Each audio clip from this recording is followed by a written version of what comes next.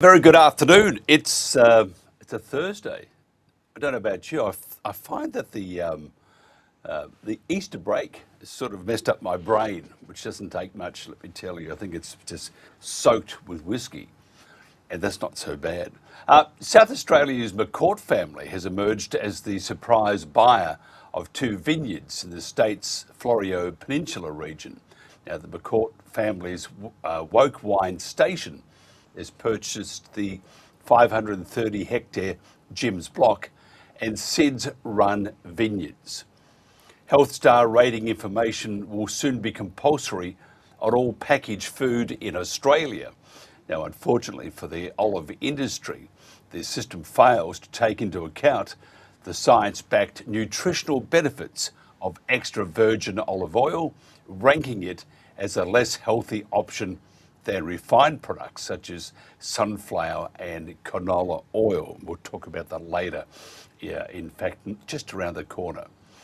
Vets are calling for better access to e-scripts via regional pharmacies to ease the pressure on the animal health sector as transport costs mount due to the fuel crisis.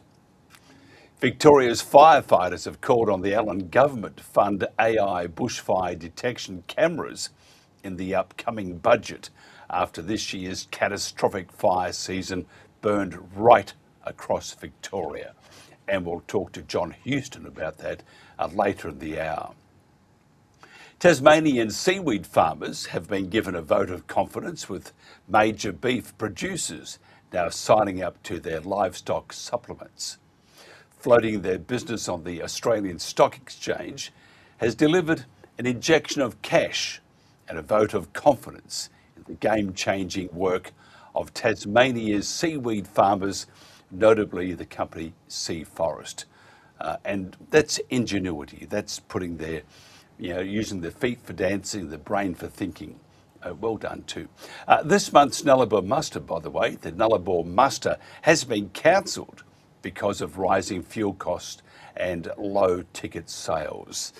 Next up, we'll talk about olive oil and extra virgin olive oil, and we'll find out where the government has sort of gone wrong.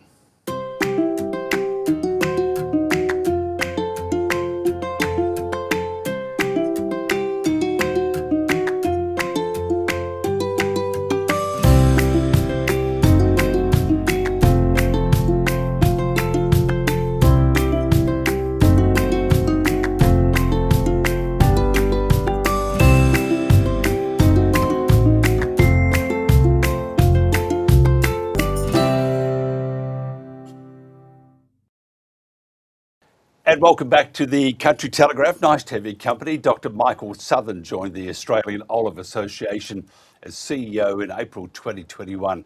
Now he brings over 20 years, he brought over 20 years experience in the agriculture and the grains industry.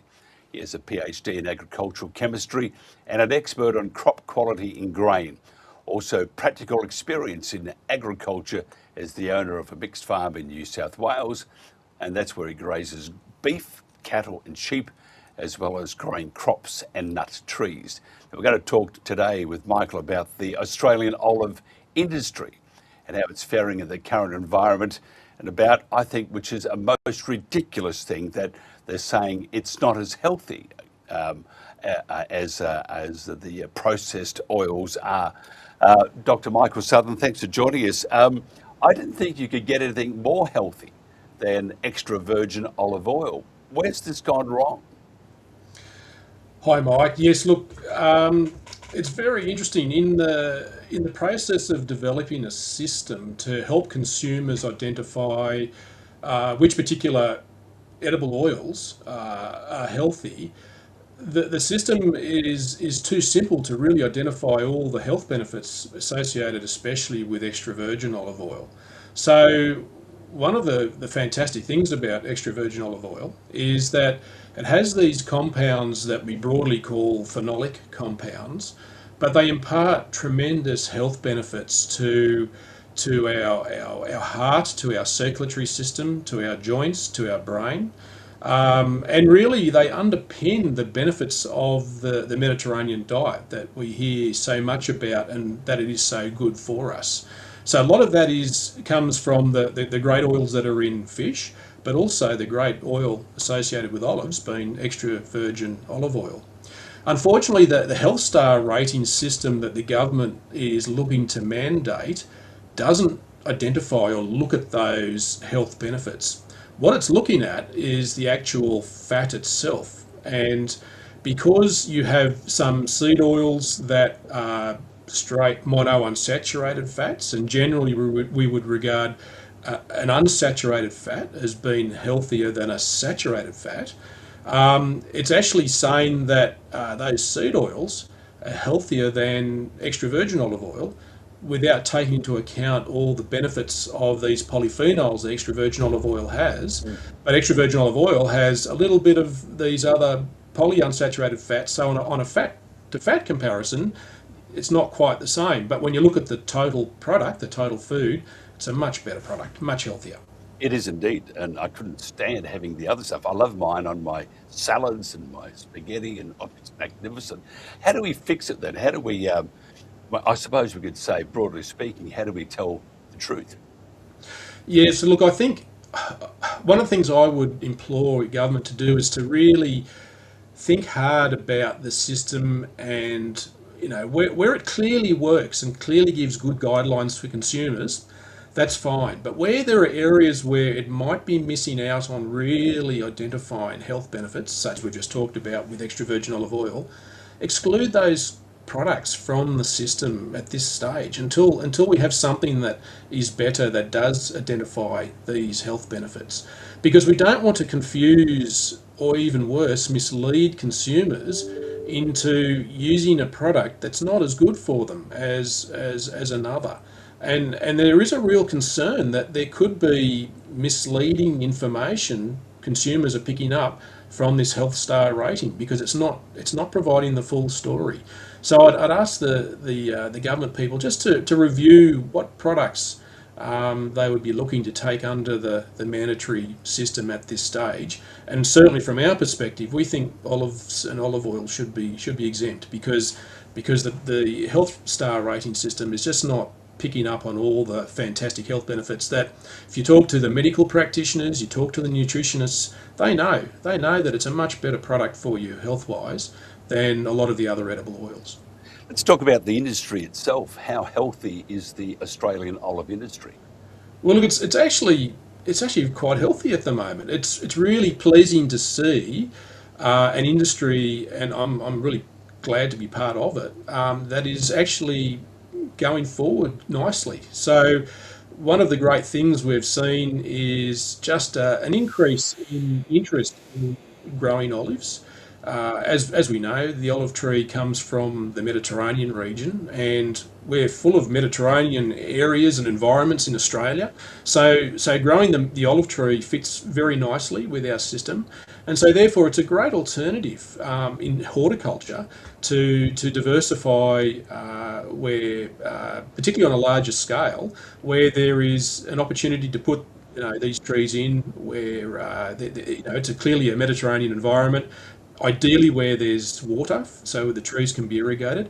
Many people think, oh well, olive trees, they're drought hardy. They'll grow no problems through a drought. They won't die in a drought, but they won't produce fruit in a drought. So we do need to water them to make them productive, so that they will bear fruit.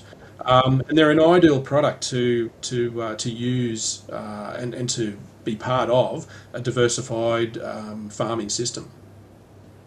Yeah, I recall when I was at college, we used to use it to enhance our suntan. Isn't it terrible? Well, I'm not touching on how old you might be, Mike, but 21. back in those days, I suspect that the quality of extra virgin or the quality of olive oil wasn't extra virgin olive oil. No. So maybe the best thing we did with it was to use it as a suntanner addition. But look, the great thing now is that it is such a fantastic food product, and anyone who uses it knows that there's such a range of flavour. There's such a range of different styles of extra virgin olive oil, from the really robust catch in the back of your throat, make you cough style, through to the really much more fruity olive oils, extra virgin olive oils, and the whole range in between. And if there's so many uses for it, as you say, in salads. But look, I cook, if I'm cooking meat and just shallow frying, I use extra virgin olive oil. I don't necessarily use the best stuff I've got, but I will use that to cook my meat in, because it's ideal for it. One of the, again, things that consumers get confused about, think, oh, what about smoke point? Olive oil has a lower smoke point. It doesn't. It doesn't have a smoke point that affects the health aspect or the flavour of your food, and that's been shown to be the case. If you heat it up very high, higher than what we would normally use for cooking, yes, it will smoke, but so will a lot of the other oils as well. And also, I challenge people, well, if we like char grilled meat on the barbecue, there's a fair bit of smoke being produced when we cook those products. So I wouldn't be worried. It's not. If anything, it adds flavour. But really, if we're cooking under the proper conditions, there won't be any smoke produced when we're using extra virgin olive oil in our cooking. That's right. And if it's a bit smoky, you do what all Aussies do: a couple of beers to wash that away. Exactly. It doesn't have to be good beer either. Hey, what are some of the key challenges that are facing your industry at the moment? Well, certainly the health star rating is one of the key ones for us at the moment. But look, one of the challenges we still have is getting across to consumers. And look, it's happening really well. There's no doubt consumers have a much better understanding of the health benefits of extra virgin olive oil now than they did, say, 10, 20 years ago, for sure. But really, it's really people go into the supermarket, they'll look at the range of edible oils, and they'll see that extra virgin olive oil might be more expensive than a seed oil. But we want them to understand that there's a reason for it being more expensive. It is a better product. It's a premium product. It has more health benefits associated with it. But really, you're choosing a product that is better for you in the long run. One of the interesting things we saw is that a couple of years ago, there was a significant drought in the Northern Hemisphere. And in Australia, we produce about half of the extra virgin olive oil that we consume. The other half we import. And most of that imported product comes from Spain and other Mediterranean countries. Because there was a drought in the Northern Hemisphere, a lot of that product wasn't available, and certainly the prices went right up through the roof. We saw a price rise here in Australia with a local product, but it wasn't as much as what they experienced overseas. What it did, though, it certainly, I think, pushed people who would normally buy what would be seen as the cheaper imported extra virgin olive oil to the local product, and they discovered that the freshness and the flavour of the Australian product was terrific.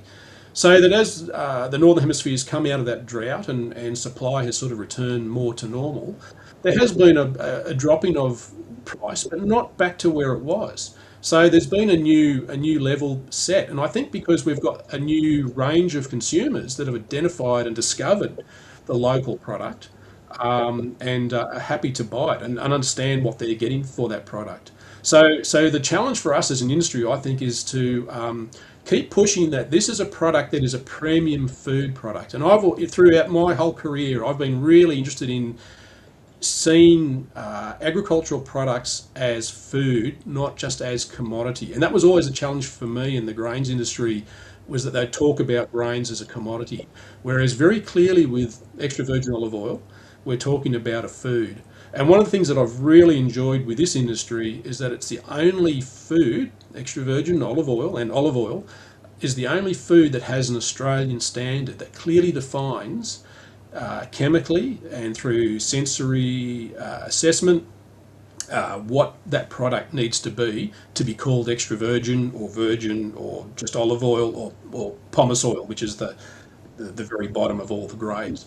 So I think that continuing that education, disseminating that information to people so they really understand why extra virgin olive oil is so good for them. And I'm not just saying that because I'm part of the industry. It actually nicely fits within my whole ethos, within my thinking in terms of what we should be looking for in agriculture. And in Australia, we're so lucky we can produce high quality food and there's no doubt we're right up there when it comes to extra virgin olive oil. We produce some of the best quality product in the world, and it's fresh. So I just encourage people to try it and to discover for themselves how wonderful it is.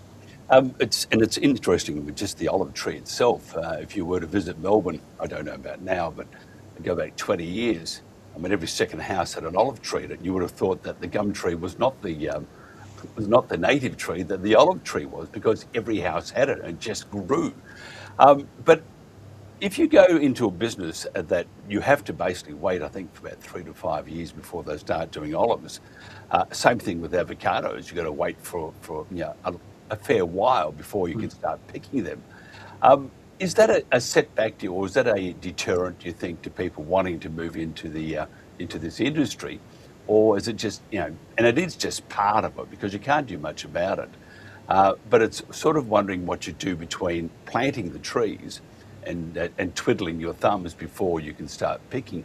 It's a fair wait, isn't it? It is, and unfortunately, that's the case with most perennial tree crop horticultural industries. But it's not that long, and certainly there are opportunities for people to buy existing groves that are already producing. There's always groves on the market, but look, I think it's just part of. I mean, we grow hazelnuts on our place, and they take longer than 3 to 5 years to bear any sort of quantities. So it's just part of being in a perennial tree crop industry. But that's why it fits so nicely, I think, into a mixed farming system. Just providing that diversification and allowing people to carry on with other activities while they're waiting for their olive crop or olive trees to mature. One of the great things, though, is that once they start bearing, you've got them for a very, very long time. And you've not only got the trees, but you'll have to prune the trees to keep them productive. The wood of an olive tree is very dense, and it also grows more quickly than people realise. So when you prune the trees and you've got the large limbs left, it actually makes very nice firewood for those that like their slow combustion fires. But the pizza parlours and the little Italian pizza joints love olive wood to use in their wood-fired pizza ovens. So there's all sorts of things you can do with the olive trees, not just with the olives themselves. It's a pretty decadent lifestyle to it, I would have to say. If you're following the European tradition, gallons of red wine. It doesn't have to be that great, and plenty of pizzas. Got to have your olives. Got to use the oil, and strangely enough, they live to be a very, very ripe old age. So there is something to be said. My mum used to say the difference between those that smoked and drank and those that didn't is that those that didn't smoke or drink died healthy. And it's a very true thing. So it's all about enjoying life too. Now, if somebody wanted to have a chat to you or find out more about the olive industry, how do they do that? Look, they can contact us directly through our website. It's Australian Olive Association. If they look at that up, they'll find us. We're currently running a number of field days and workshops around the country. So next week I'll be in South Australia running a field day and also a processing workshop. But we're happy to run, where there's interest, we'll run field days. We've got what we call a Back to Basics course. And that's really to help people who are new to the industry to learn a bit more about it so that they can make more informed decisions when it comes to selecting the sites they might want to plant trees, selecting varieties, just knowing what's ahead of them, because it's not an easy process to grow olive trees. There's a lot more involved than probably people realise.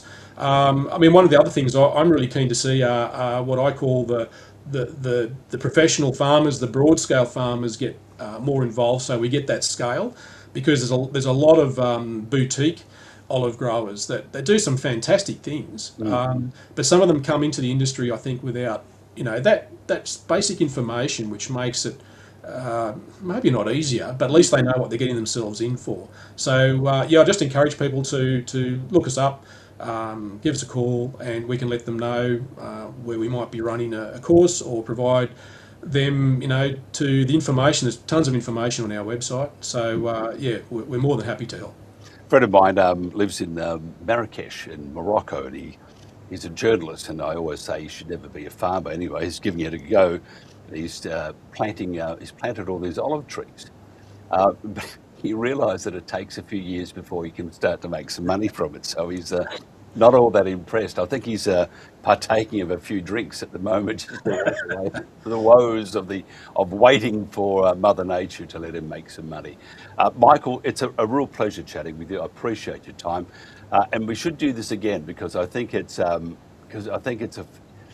government furphy at the moment. Now, not intentional, of course. This time we can say it's not intentional. However, we need to get our act together if we're advising on people's health. Dr. Michael Southan there, thank you very much for your time.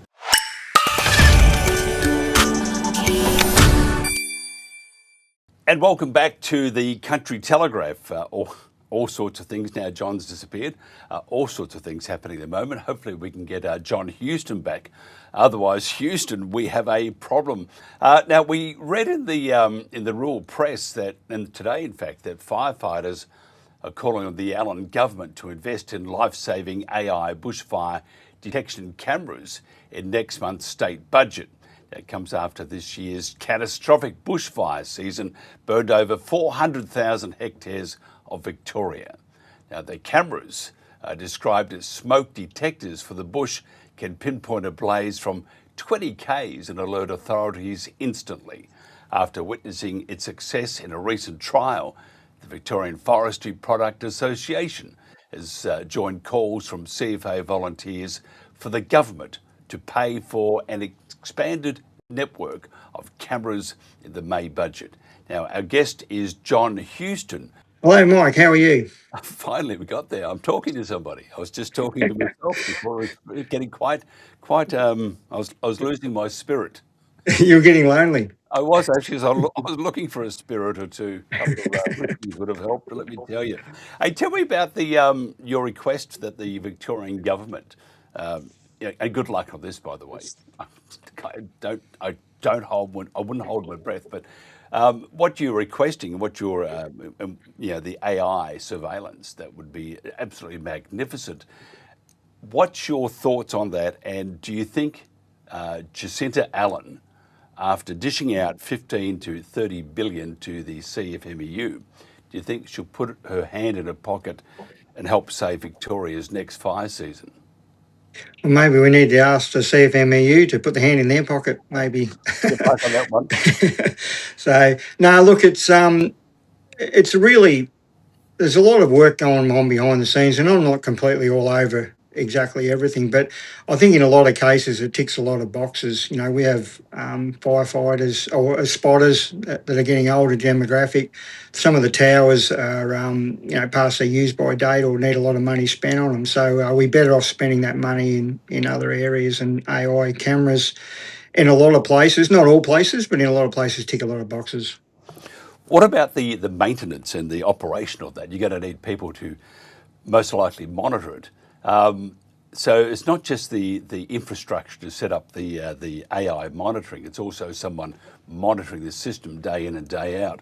And the cost should not prohibit it, but will the government say it's just too expensive? Look, that's a real possibility, unfortunately. And as we're going through these processes of what we're trying to do and make things better, and when you're using with new technology, it becomes cheaper later on in life. So, or further along down. So, but at some point, you've got to make the rational decision. Do you put safety first, or do you put the cost first? So, it's at some point that's got to be a decision that's got to be made. But we'd like that to be made in consultation with the volunteers as well as CFA and the government of the day. Yeah, I just think it's there's an election coming up, but they're going to be looking at the areas with the most people to provide them with some sort of respite from the terrible things that are happening at the moment. Because I know there's been some unrest between your mob and the mob in Spring Street. Is that still there, or is there more of a working relationship, or do you, or what? Well, I'd probably say there's no relationship at the moment. They're not prepared to prepared to talk to us. It's interesting that just about every other politician or party is prepared, or independent is prepared to talk to us and listen to us and understand where we're coming from. But the Labor government, they're on a ship of their own, and they're just prepared to run that gauntlet. And unfortunately, it's the people of Victoria that suffer during fires, and that fires can be in the middle of winter just as much as the middle of summer. It's just that we see a major impact because it's blasted across everyone's TV, but families do get impacted during winter as well. What about the, let's just to get off the AI for a tick, what about your other equipment? Let's talk about the stuff that requires some sort of fuel to make you move from A to B. First of all, you have dilapidated, you have a dilapidated government, but you also have a dilapidated trucks and infrastructure. Is that going to be fixed, or are they going to still rely on you, the Hail Mary approach? Please. Well, they're relying on the goodwill of volunteers to be able to pick up the pieces throughout the whole state and find the funding shortfalls themselves. And a lot of volunteers are paying for the little things that our brigades need, and that shouldn't be happening. We shouldn't have to volunteer our time and then also reach into our back pocket to buy things and do chook raffles and things like that just to get the little things that the brigades need to make it easier. There needs to be a conservative approach to make the whole thing better. And the government just don't want to know about it, which is the really sad part about it, because at the end of the day, we're all volunteers and with our time's just as valuable as anyone else's. And we always hear of strikes. Now, I don't know if it's finished. I never listen to them or watch them, but the ABC, they were quite insistent that they get their pay rise and get looked after, and they all went out on strike. You guys, you'll all go to heaven. Well, most of them will, you won't. But you do it because you love Victoria, you love your community. Do you, to make a point, you really can't go on strike that much, because if you do, the whole place will burn down. How do you get your message across forcibly without affecting the good folk of Victoria? I think what we've got to do is just continue doing what we're doing, hitting social media and talking to the media outlets like yourself and just highlighting the situations that we're in. But also it's about educating the broader public that so they understand exactly where we're coming from and why we're up in arms and why we want a better and fairer system. We're not asking for a pay rise for ourselves, and we don't necessarily think we need more money. We just need the money to be spent properly and for savings to be there. And like the budget was cut, it was cut. It didn't even keep up with inflation. I think it worked out over the last 4 years, it's 200 million we're worse off. Well, 200 million buys a lot of tankers and it fixes a lot of stations. So, if the government had kept up just with inflation, we wouldn't be in this position. So they've got no one to blame but themselves. Maybe you need to become part of the CFMEU. You'd have all these luxurious donations. We need to send you to Hawaii to study the bushfire season there and things like that. Tell me about the last fire season. It was really bad, wasn't it? When we hear all sorts of excuses for it, as an experienced firefighter, why was last season a really bad season for fires?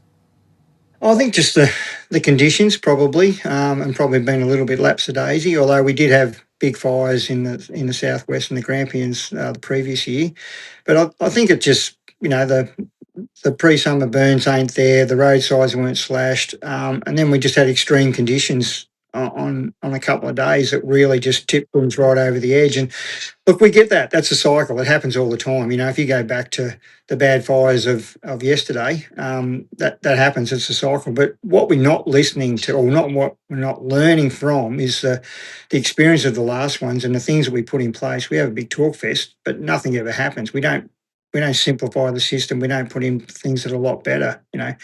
Our tankers were supposed to be updated at 20 years old. Well, they're stretching out. The average age is stretching out to 25 plus. So, we've got more tankers that were made in 1991 running around in our fleets than tankers that were made in 2024.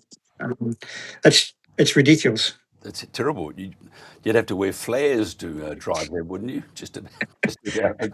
I'm being a bit lax about being a bit disrespectful, but It really is. It's a shocker, and that's all you can say. I mean, you guys are risking your life. You don't want to say, well, we better depart this part of the bushfire and make a move somewhere else, and you turn the thing on and please call RACV. It's just not going to work, and they do need to look after them. And I'm sure there's some OH&S sort of issues there, because if you're driving vehicles that are buggered from the start, now they're just not going to work very well. I mean, why don't you go to the Victorian government and make a complaint against your? Oh, it is the Victorian government. You can't do that, and they should though. They should fix it, because if you guys break down, you could very well be the next barbecue. Well, and that's exactly right. We're putting some other steps in place around our health and safety. And if we drive around tankers that don't have the basic safety requirements, and everything moves on. A lot of people talk about, the old tankers. There's nothing better than the old tankers. Yeah, but the basic health and safety things aren't in there. Airbags, rollover protection, all the latest mod cons and air conditioning, stuff like that. So, it's just, people don't go out in their work environment and work in an environment that was 19 or 2020, 10 or whatever, or 2000. And they're working with tools and stuff that are up to date. So why should our volunteers be put in exactly that position where we're using stuff that was made in 1991 and expecting it to do the job in 2027? We have an election coming up, so there'll be all sorts of surprises in the May budget. Looking, say, for example, if the Conservatives do get in, and if you look at the past records, they have no chance. But they might scrape it in because of the disdain and lack of trust for the current government. Are they going to be any different? Well, we're going to hold, no matter who it is, to account. If the Liberals get in, or the coalition get in, or whoever gets in, we've been talking to them, and we've basically said to them up front, and I've said it myself, that if you don't support us, if you support us now but don't support us after the election, then it's gloves off. We'll be doing exactly to them what we're doing to Jacinda Allen at the moment, because this is not about me. It's not about the person down the road or about them trying to do whatever they got to do. This is about the safety of all Victorians throughout the whole state, and that's FRV, that's CFA, that's everybody. We want a conservative effort that we need to make things a lot better for the firefighters, the volunteers, but especially the communities that they serve and protect. Let's talk about the damage the fire does now. Media focuses, and rightly so, on the intensity of the fire, the damage it is doing, all that sort of stuff, which needs to be brought to our attention. It goes pretty quiet after it. Tell us what happens to a community that is ravished by fires, and how long they can look forward to before they actually get back to a decent standard of living. And talk about what it does to the bush around them and to the natural habitat. Well, the families and the communities that have these fires, they take years and years and years to get back, and some of them just never get back to where they were. If you've got families that have lost everything or lost bloodlines throughout their livestock or whatever, that you can never replace that.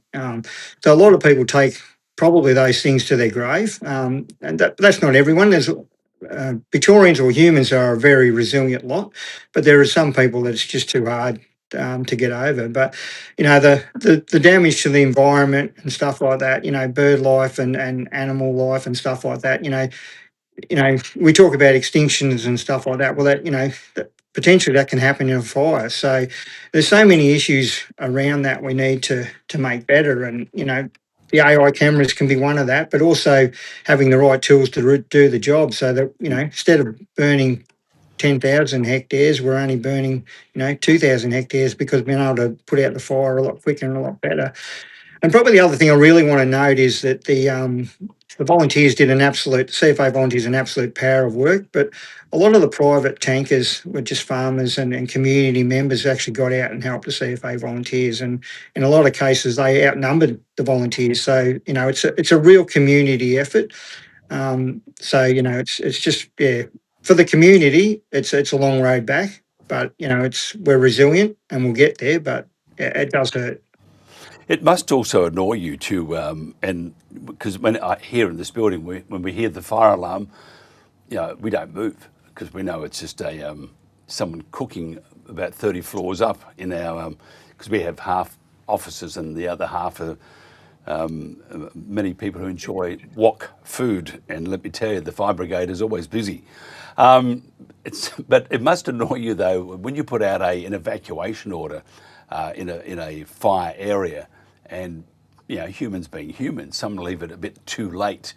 How do we stop that? How do we get through to these people that the fire has got no care at all? It's just going to eradicate anything that's in front of them.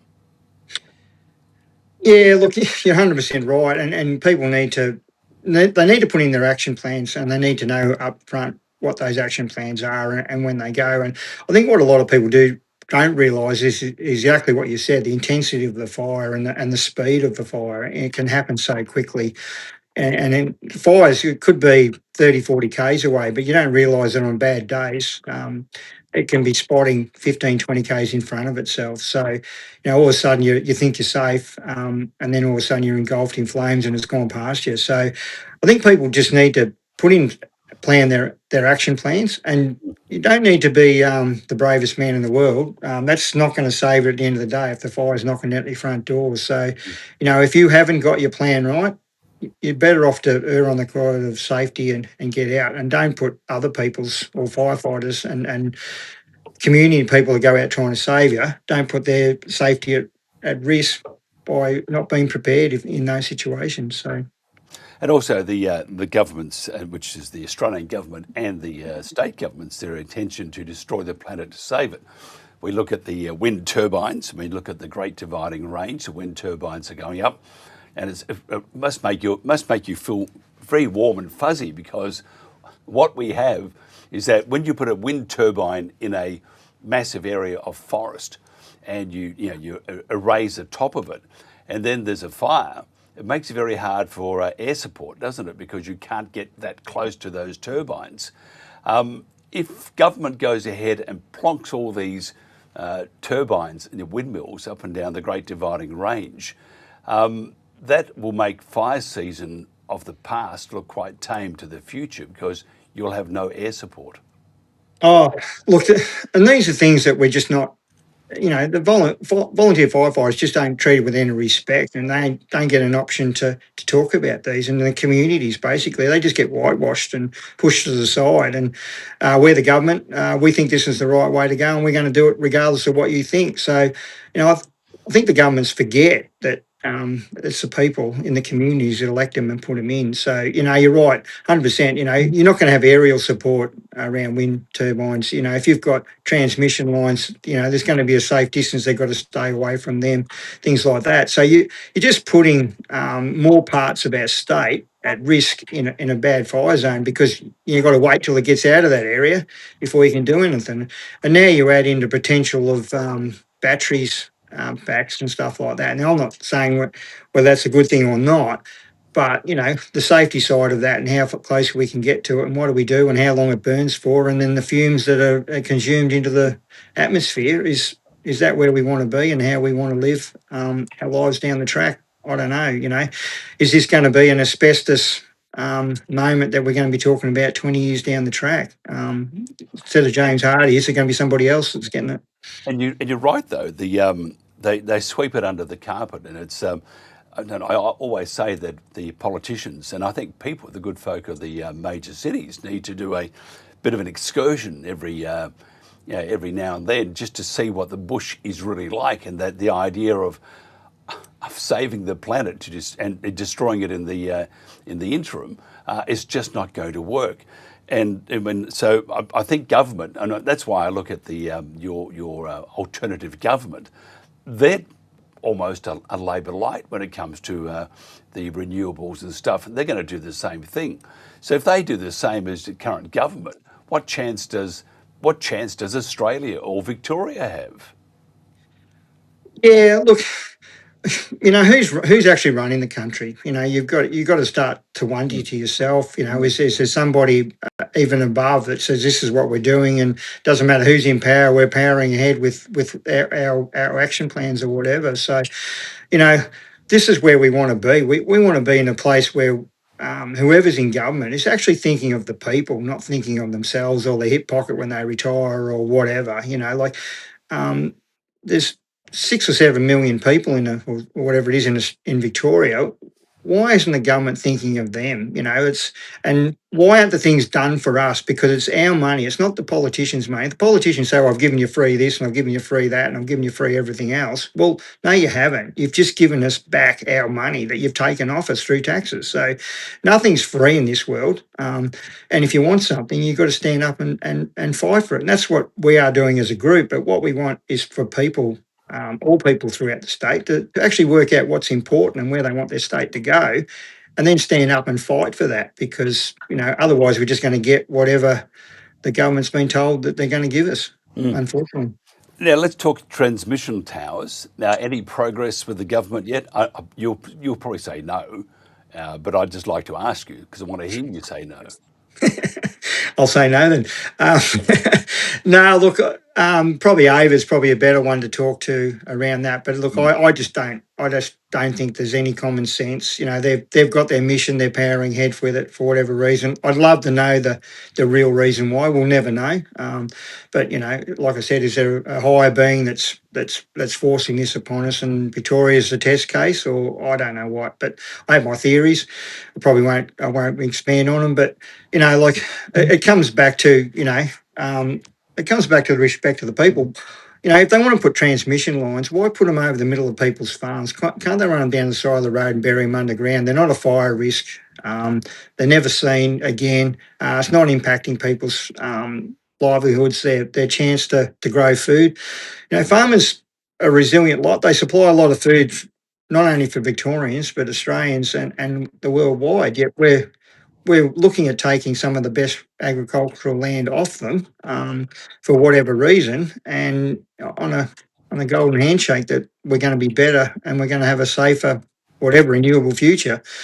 Well, the jury's out on that, and let the people decide that. Don't ram it down our throats, because I don't think they've got it right. No, well, they haven't, and it shows you that our education system has failed miserably. It's terrible. I mean, next they'll be believing in climate change. Oh, they do. I didn't know that.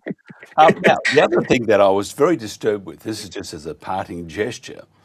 I used to, and I haven't got any of your songs here, but I will do that down the track. And I thought, wow, John's such a great musician. Listen to that guitar riff. His voice is stunning.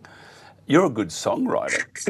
But can I ask you, can you play the guitar or piano? Can you actually sing? Because it's not you. Well, I can play the guitar a little bit. I can play the piano a little bit. Yeah. I like to think I can sing, but in all honesty, it's the message that I'm really trying to sell. I've got 3 more songs ready to go, 2 rap ones and a bit of a rock one. I did listen to you. It's not Akadaka, but it's a really good one. But the two rap ones, I'm not a rap fan, but I wrote them and got them out there, and I'm really loving them. So I'll flick them onto you when they're on iTunes. But yeah, no, look, it's just another way of selling our message and getting the point across. Just one thing I will add, if the wind turbine blokes want to actually add anything into the community, maybe they could put these AI cameras up on top of their wind towers, and the fairy dust can blow them around and they can spot everything that's coming up. Because probably, in all honesty, I don't know how we're going to pay for so many AI cameras. Maybe this is a way that if we have to put up with the wind towers, maybe the companies could finance them a little bit and maybe help us save a bit of the CFA volunteers' work. I just got a message from a wind turbine company. They said, "What a great idea, but don't call us. We'll call you." If somebody wants to hear your music, first of all, how do they do that? So get on. It's on iTunes, Spotify, and YouTube. So just look under my name. There is another John Houston. So I'm not unique. There is another John Houston, but he's an American singer, so you'll have to look for the real John Huston. That might be a bit of a cliche to the new rap song that I've got. So you might just have to look up the real John Huston. I think there's 4 out at the moment. There'll be another 3, or 1 will be coming out in the next couple of weeks, and another 2 straight after that. So, yeah.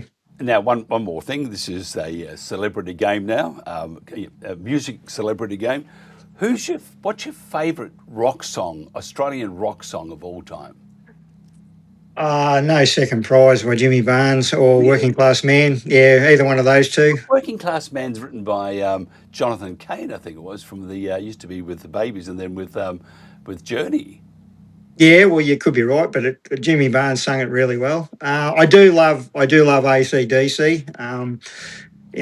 Look, I'm probably not one of those hard and fast people. I do. Angels. Yes. A long Yep. line. Yep. Yeah, I know. Look, I'm an old rocker. Yeah, I think we'd have a lot of fun in a bar. I reckon. We would. We'd be carried away by the constabulary. Hop into the back of the car and come down to the local and have a chat to us. But I think we would have a great time. I can't sing either. I'm not saying that you can't, but I think we'll put earmuffs on and we'll have a ball. It'd be fantastic. My wife will disown me.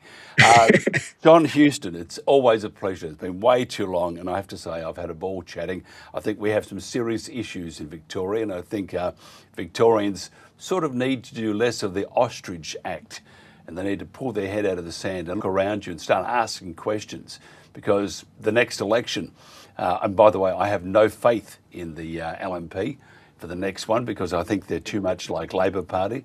But if they don't win, then they should give it away. And I think Victoria, unless you look at One Nation, and they're still not going to be strong enough to get in, but they might impact a bit. But we've lost our way, and I think people need to move from the cities, pop out to the bush for a weekend, spend some money there, do good for the local economy, and find out what the bush is all about. Because if you affect the country of, say, Victoria, it will affect the city to no end, and we need to look after the bush first. That's my opinion anyway. No, you're 100% right, and if you don't, you're also affecting the rest of Australia in some form as well. So, no, you're all over it. The governments just need to listen, regardless of who they are. But that's our point. We're hammering them. We're meeting the Nationals next week to have a bit of a conversation with them around where we want to go and how much they can support what we're doing.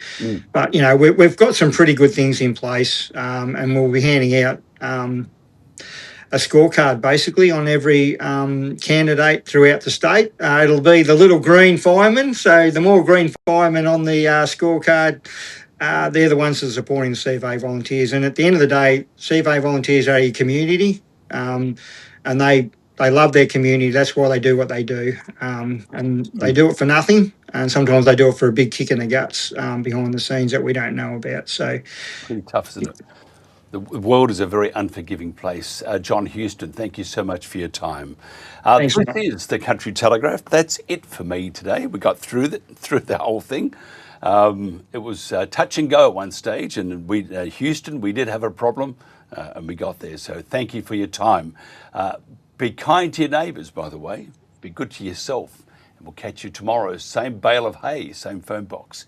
This is the Country Telegraph.